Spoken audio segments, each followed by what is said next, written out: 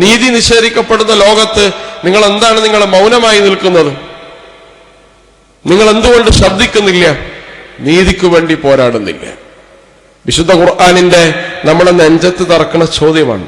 അനേകം ചെറുപ്പക്കാർ, പരപ്പനങ്ങാടിയിലെ സക്കരിയ എന്ന് പറയുന്ന ചെറുപ്പക്കാരനുണ്ട്.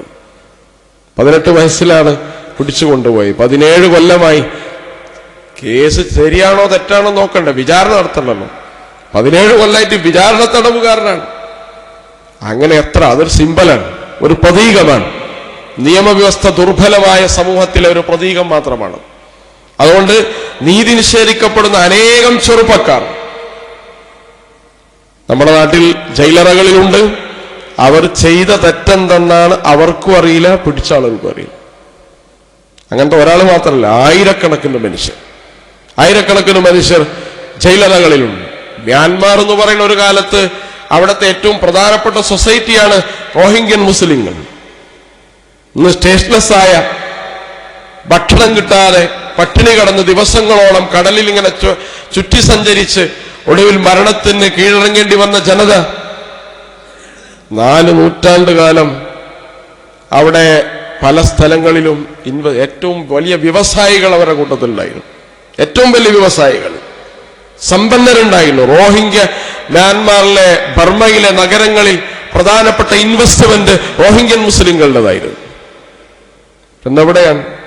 സമ്പത്തുണ്ടായി, പൈസ ഉണ്ടായി, ആൾഫലമുണ്ടായി എന്നതുകൊണ്ടൊന്നും നിങ്ങൾ രക്ഷപ്പെടില്ല എന്നതിന്റെ ഏറ്റവും പ്രധാനപ്പെട്ട ഉദാഹരണം. അപ്പോ ഈ നീതി പല രീതി, ലോകവും രാജ്യങ്ങളും സമൂഹങ്ങളും സമുദായങ്ങളും ലോകത്ത് നീതി നിഷേധിക്കപ്പെടുന്ന സന്ദർഭത്തിൽ നീതിക്ക് വേണ്ടി നിലകൊള്ളുക എന്ന് പറയുന്നത് വിശ്വാസികളുടെ വിശ്വാസത്തിന്റെ ഭാഗമാണ്. ചെയ്യരുതെന്ന് പറയാൻ, നോ എന്ന് പറയാൻ, അരുതെന്ന് പറയാൻ നിങ്ങൾക്ക് കഴിയുമെങ്കിൽ അങ്ങനെ പറയണം. ഇല്ലെങ്കിൽ നിങ്ങൾ കൈകൊണ്ട് തടയണം. ഇല്ലെങ്കിൽ ആ പ്രവൃത്തിയെ നിങ്ങൾ മനസ്സുകൊണ്ട് വെറുക്കണം. ദാലിക അദ്അഫുൽ ഈമാൻ എന്ന് റസൂലുള്ളാഹി സ്വല്ലല്ലാഹു. അതും ഇല്ലെങ്കിൽ പിന്നെ അപ്പുറത്തേക്ക് ഈമാൻ ഇല്ല എന്നാണ്. ഇല്ല, 500 ആള് ബോട്ട് മുങ്ങി മരിച്ചു എന്ന് പറയുമ്പോൾ നിങ്ങളുടെ മനസ്സിൽ അതിന് കാരണക്കാരായ ആളുകളുണ്ടാവും. അതിനോടൊരു വെറുപ്പ്, ചെയ്തത് ശരിയായില്ല എന്നുള്ളൊരു തോന്നൽ, ഒരു നീറ്റൽ ഇല്ല എങ്കിൽ ദാലിക അദ്അഫുൽ ഈമാൻ, അത് ഈമാന്റെ ഏറ്റവും അവസാനത്തെ സ്റ്റെപ്പാണ്. പിന്നെ അപ്പുറത്ത് ഈമാൻ ഇല്ല.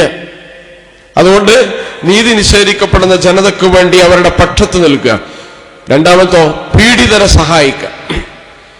നീതി മർദ്ദിതരായ ജനതയെ ശാരീരികമായി, സാമ്പത്തികമായി, ധാർമ്മികമായി അവരെ സഹായിക്കാൻ സാധിക്കുന്ന അത്രയും നമ്മൾ സഹായിക്കും. ലോകത്ത് നീതി നിഷേധിക്കപ്പെടുന്ന ജനതയ്ക്ക് വേണ്ടി നമ്മളെ സഹായിക്കുക. അതുപോലെ തന്നെ വിദ്വേഷം ഒഴിവാക്കുക. വിദ്വേഷവും വെറുപ്പും പരത്തിയിട്ടാണ് നീതി നിഷേധത്തിന്റെ കളമുണ്ടാക്കുന്നത്. ലവ് ജിഹാദ് എന്ന് പറയുന്ന ഏറ്റവും മാരകമായൊരു പ്രചരണം നടത്തിയത് എന്തിനു വേണ്ടിയാണ്? കുറെ ആളുകളെ, നിരപരാധികളെ കൊല്ലാൻ വേണ്ടിയുള്ള ഒരു പ്രോപ്പഗണ്ടയാണ്. ഈ പ്രോപ്പഗണ്ടകൾ, വെറുപ്പിന്റെയും വിദ്വേഷത്തിന്റെയും പ്രോപ്പഗണ്ട ഏത് സമൂഹത്തിലുണ്ടായോ ആ സമൂഹത്തിന് 2 അപകടങ്ങൾ ഉണ്ടാവും. ഒന്ന്, ആ സമൂഹം വളരില്ല, വികസിക്കില്ല, പ്രോഗ്രസ് ഉണ്ടാവില്ല. രണ്ടാമത്തേതോ, അവിടെ കൊലപാതകങ്ങൾ വർദ്ധിക്കും. വിദ്വേഷത്തിന്റെ പേര് രണ്ടാമത്തെ സ്റ്റെപ്പ് എന്താണ്? പരസ്പരം കൊല്ലുക എന്നുള്ളതാണ്. വിദ്വേഷം ഏതെങ്കിലും ഒരു ജനതക്ക് നീതി നിഷേധിക്കണമെന്ന് തോന്നിയാൽ ആ ജനതക്കെതിരെ വിദ്വേഷം നമ്മൾ പ്രചരിപ്പിച്ചാൽ മതി. പിന്നെ അവർ നീതി നിഷേധിച്ച ലോകത്തിൽ ഒരാൾ പോലും ചോദിക്കൂല.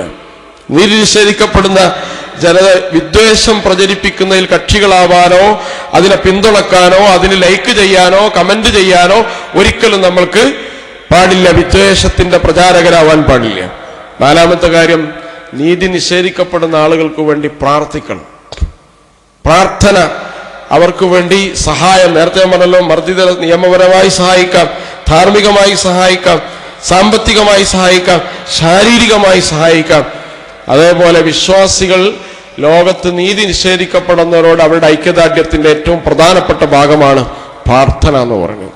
ഫലസ്തീനികൾക്ക് വേണ്ടി നമ്മൾ പ്രാർത്ഥിക്കുന്ന എന്തുകൊണ്ടാണ്? റോഹിംഗ്യക്കാർക്ക് വേണ്ടി പ്രാർത്ഥിക്കുന്ന എന്തുകൊണ്ടാണ്? ലോകത്തെ ജനവിഭാഗങ്ങൾക്ക് മുഴുവൻ നീതി നിഷേധിക്കപ്പെട്ട ജനവിഭാഗങ്ങൾ, ജാതി മത സമുദായങ്ങളൊക്കെ നിങ്ങൾ മാറ്റിവെക്കുക.